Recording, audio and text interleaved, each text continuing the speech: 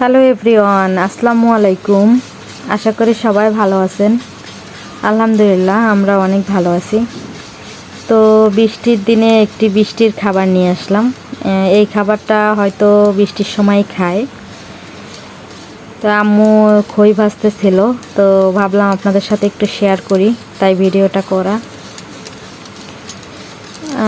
এই খাবারটা আমরা আগে খাইতাম অনেক, তো এখন আর কেউ ধানও রাখে না, আর খই ওইভাবে ভাজাও হয় না। আমার খুব পছন্দের খাবার, আমি অনেক বছর পর খাচ্ছি। তো এই তো দেখতে থাকেন, আশা করি ভিডিওটি ভালো লাগবে আপনাদের। তো আগে দেখতাম আম্মু খইয়ের সাথে গুড়, তারপরে নারিকেল এগুলা মাখাইয়া তারপরে দিত। তারপর খই দিয়ে আপনার কি বলে ওটা, লাড়ুর মতো বানাইতো আর কি, ভালোই লাগতো খেতে। তো এই তো ভাজতেছে খই। এই এখানে খইয়ের ধানের সাথে ছাই মিশাইছে। তো আপনারা ভাবতে পারেন এটা ময়লা, আসলে ময়লা না, ওই ছাই মিশাইছে, না হলে মনে হয় পুড়ে যায়, এর জন্য।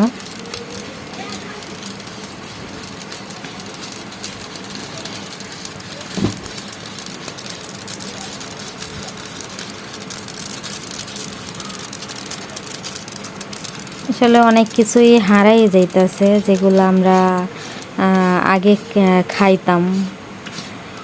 এই খই এই সময় সন্ধ্যা হইলে সবাই গামলা ভরে নিয়ে বসতো গুড় টুর মাখাইয়া নিয়ে। তো এখন আর আসলে হয় না। তো এই হাত লাড়ানোটা দেখে বুঝতে পারতেছেন কি না, এটা আসলে আমি গ্রামের মেয়ে হলেও এসব কাজ কখনো করা হয় নাই, এর জন্য বুঝতেই পারতেছেন আসলে কেমন জানি একটা হয়ে যাচ্ছে, তেমন ফুটতেছে না খই।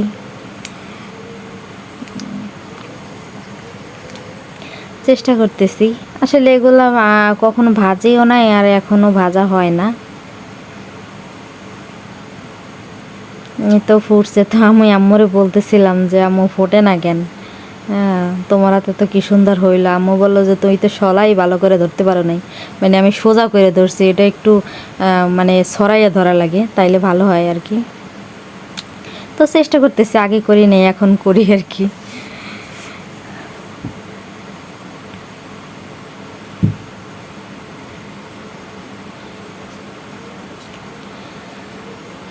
তবে ভালো লাগতেছে, অনেক অনেক দিন আগের একটা খাবার এখন তৈরি করতেছি।